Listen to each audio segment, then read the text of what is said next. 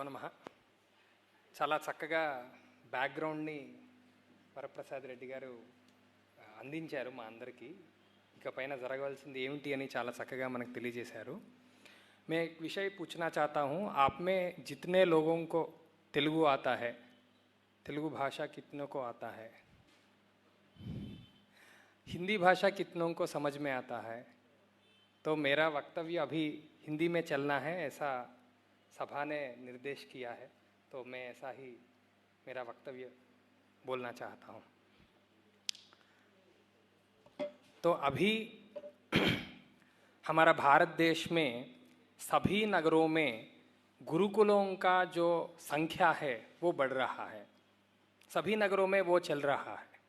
आप यदि हैदराबाद को देखेंगे, अभी कम से कम 40 गुरुकुल है. कम से कम, मैं बहुत मिनिमल नंबर आपको बता रहा हूँ. ऐसा हम यदि सदर्न पार्ट ऑफ इंडिया, दक्षिण में देखेंगे, सभी नगरों में गुरुकुलों का जो संख्या है वो बढ़ रहा है. इसका क्या मतलब है? क्यों नगरों में गुरुकुलों का संख्या बढ़ रहा है?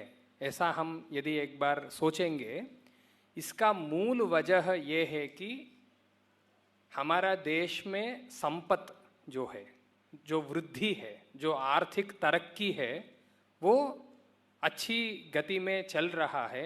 इसीलिए लोग एक बार सोच के भारत में जो विद्या व्यवस्था होना है, उन विद्या व्यवस्थाओं को पूर्वकालीन में जैसा है वैसा ही पुनः प्रकल्प करने का प्रयास कर रहे हैं. ये अभी चालू है. और मैं यदि एवरेज देखूंगा, कम से कम एक पाठशाला में 20 बच्चे तो हैं, कम से कम 20 बच्चे हैं. तो बड़े बड़े पाठशाला हैं, आपके जैसा पाठशालाएं हैं जिसमें 100 भी बच्चे हैं, हो सकते हैं. हैदराबाद में ऐसा पाठशाला 2-3 हैं जहां 100 से अधिक बच्चे पढ़ रहे हैं. फिर भी ये वक्तव्य जो है, जो निर्वाहकों से मेरा मन में जो विषय है वो मैं शेयर करना चाहता हूँ. अभी भारत देश में किस तरह का गुरुकुलों का आवश्यकता है, इस विषय में हम सभी को मिलके सोचने का ज़रूरत बहुत है. क्योंकि हम सब देख रहे हैं भारत के बाहर क्या क्या हो रहा है. अभी पाश्चात्य देशों में कैसा बदलाव आ रहा है. भारत के ऊपर उन लोगों का दबाव कैसा बढ़ रहा है. प्रेशर बोलते हैं ना आंग्ल भाषा में, वो कैसा बढ़ रहा है. और भारत कितना दृढ़ता से उस दबाव को सह रहा है. इसके पीछे क्या कॉन्फिडेंस है, इसके पीछे किसका हाथ है, उस विषय में हमको थोड़ा सोचना पड़ेगा. और एक विषय हम बहुत बार सुनते रहते हैं कि हमको विश्वगुरु बनना है, हमको फिर एक बार विश्वगुरु बनना है. फिर एक बार क्यों बोल रहा हूँ? क्योंकि 1000 साल हम पीछे जाके यदि हमारा हिस्ट्री को देखेंगे, हम ही विश्वगुरु थे. हम जैसा सोचते थे, इसी सोच विचारों को लेके लोग बाहर उनका टेक्नोलॉजी को बढ़ावा दे रहे थे, उनका मार्केटिंग स्ट्रैटेजीज को वो बढ़ावा दे रहे थे, उनका संस्थाओं का निर्माण इसी भारत देश में जो जो विचार आते थे उसी के बेसिस में, उसी के बैकग्राउंड में सब जगह तरक्की होता था. इसके लिए बहुत एविडेंसेस हैं, प्रमाण बहुत हैं. फिर एक बार हमको विश्वगुरु बनना है, ऐसा हम राजकीय प्लेटफॉर्म्स से सुनते हैं, सोशल मीडिया में सुनते हैं, और जो लोग भारतीयता को मानते हैं वो सब बहुत बार बोलते हैं. फिर भी विश्वगुरु बनना ये जो काम है, इसमें गुरुकुलों का क्या योगदान है, इस विषय में हमको थोड़ा सोचना है. हम एक बार हमारा पुराण में देखेंगे तो राम जी हैं, कृष्ण भगवान हैं, धर्मराजा थे, अर्जुन थे. ऐसा बहुत महान कैरेक्टर्स जो हैं, ये सब गुरुकुलों में ही उत्पन्न हुए हैं. इनका जो महिमा था, इनका जो गरिमा था, इनका जो महात्म्य था, ये सब गुरुकुलों में ही पैदा हुआ था. हमारा जैसा ही गुरुकुलों में सांदीपनी गुरुकुल में कृष्ण परमात्मा का अध्ययन हुआ है। वशिष्ठ जी का गुरुकुल में राम जी का अध्ययन हुआ है।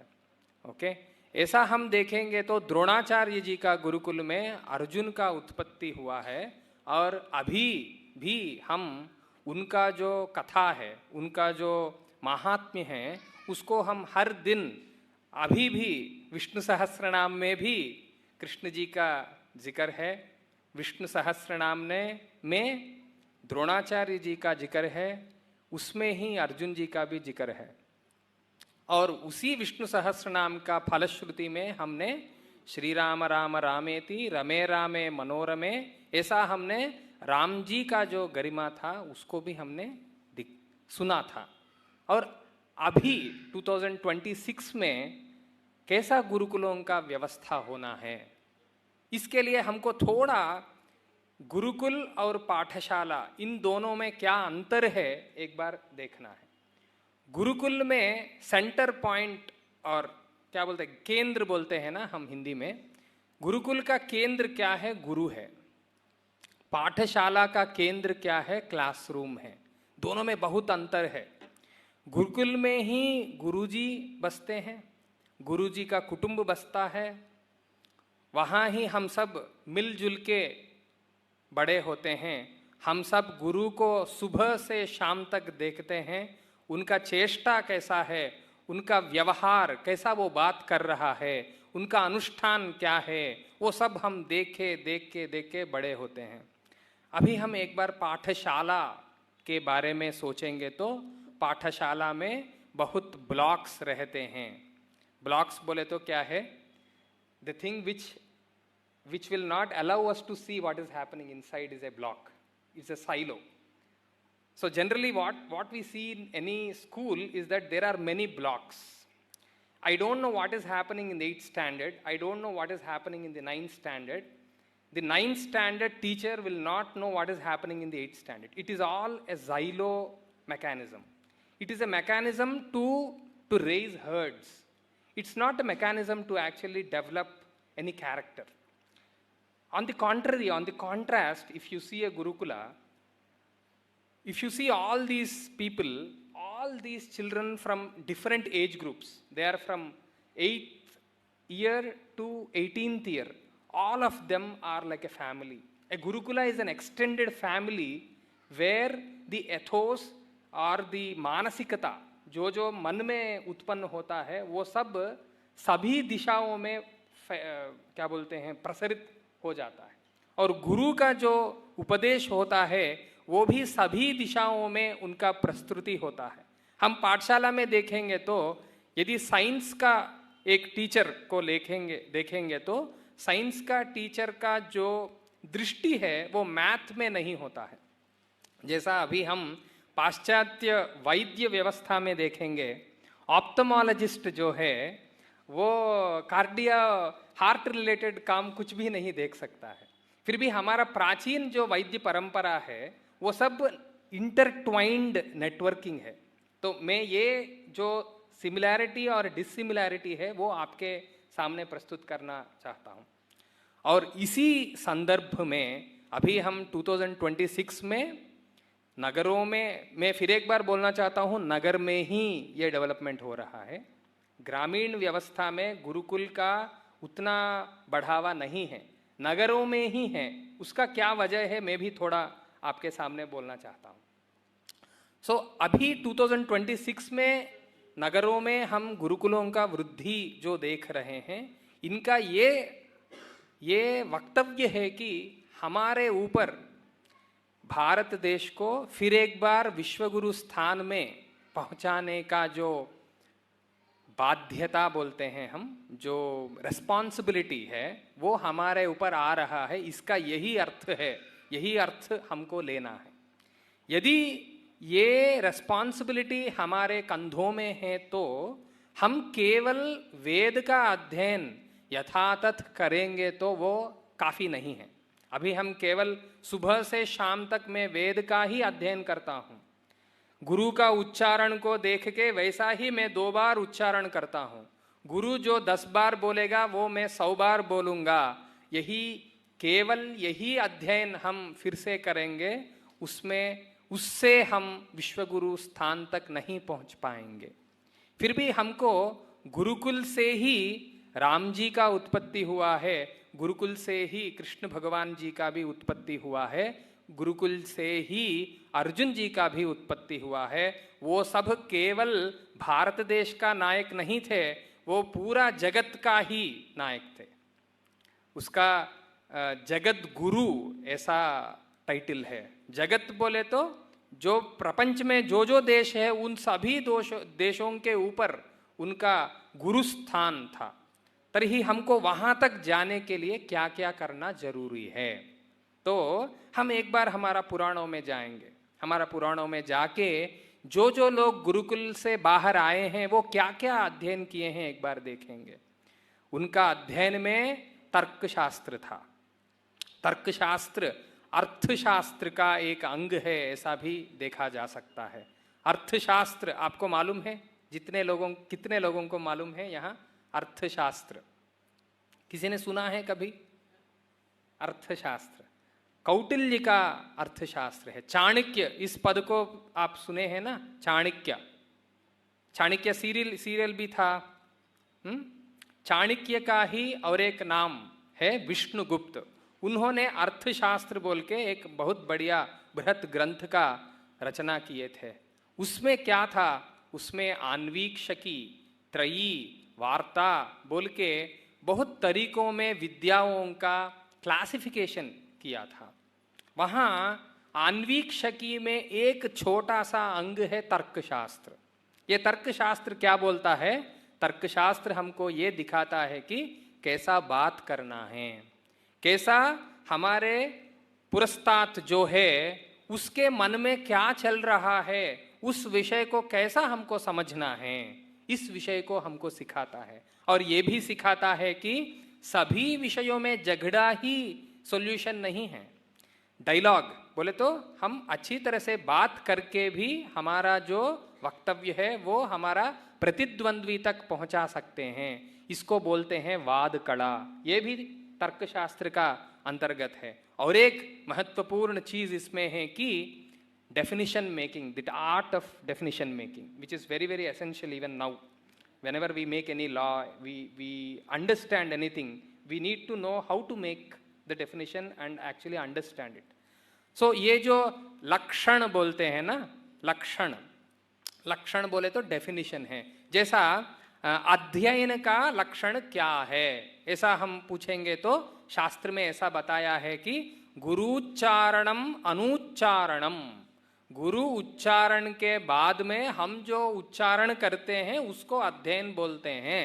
ऐसा एक डेफिनेशन दिया हुआ है। ऐसा डेफिनेशन कैसा बनाना है ये भी विषय हमको तर्कशास्त्र से मिलता है। ये तर्कशास्त्र का अध्ययन सभी गुरुकुलों में मैंडेटरी था।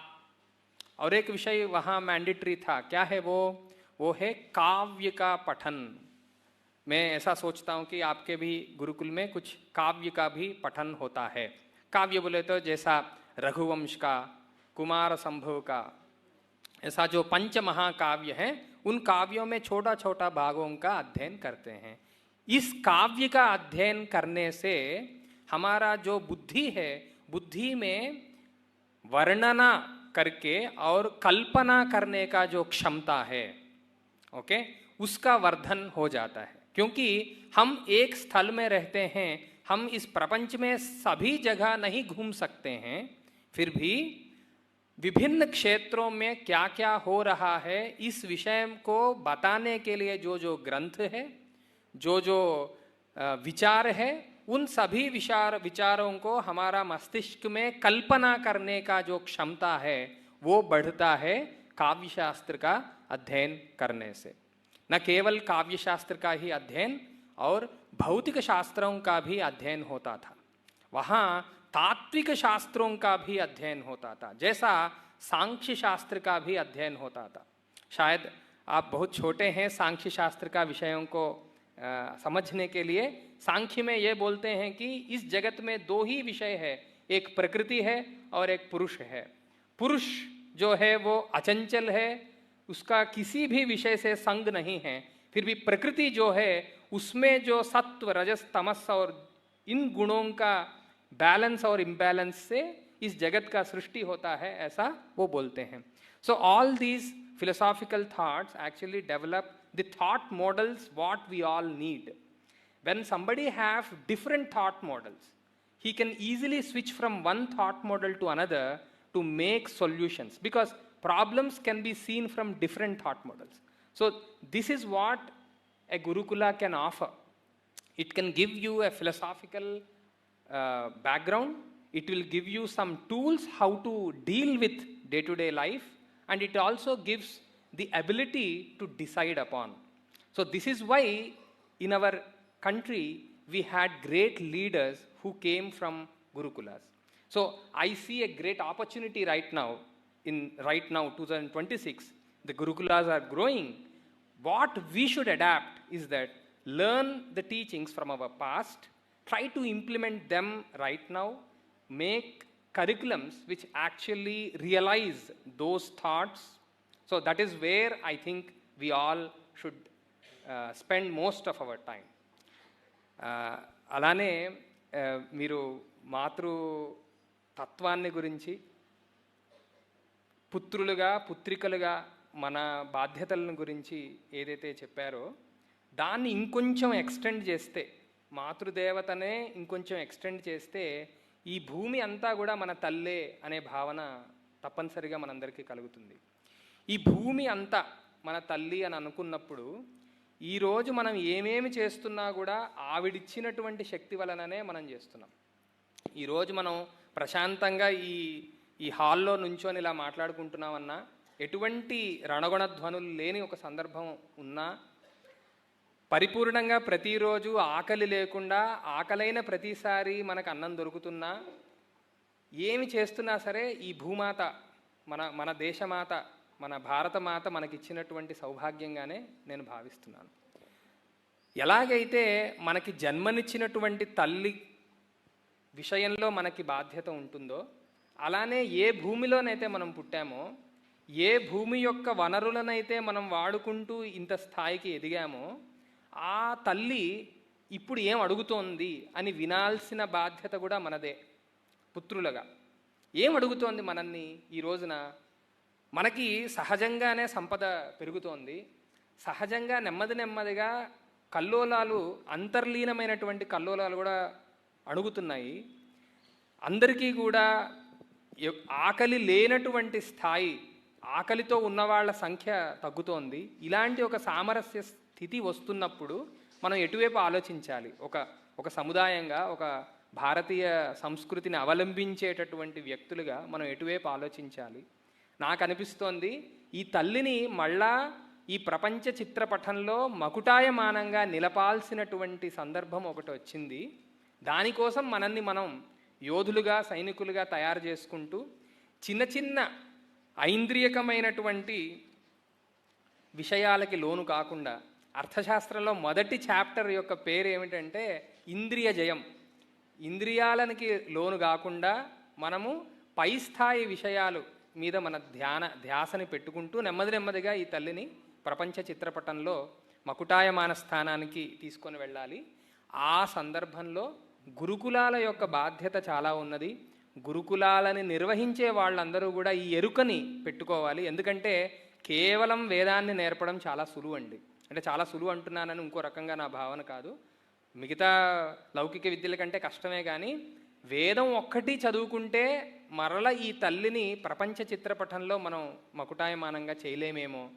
వేదం కావాలి, శాస్త్రాధ్యయనం కావాలి, లౌకిక విద్యలలో కూడా పరిశ్రమ కావాలి. ఎందుకంటే లౌకిక విద్యలు లేకపోతే గనక ఎంత విషయం ఉన్నా దాన్ని ప్రపంచానికి అర్థమయ్యేటట్టు చెప్పడం చాలా కష్టం. ఈ మాటలతో నేను నా వక్తవ్యాన్ని పూర్తి చేస్తాను.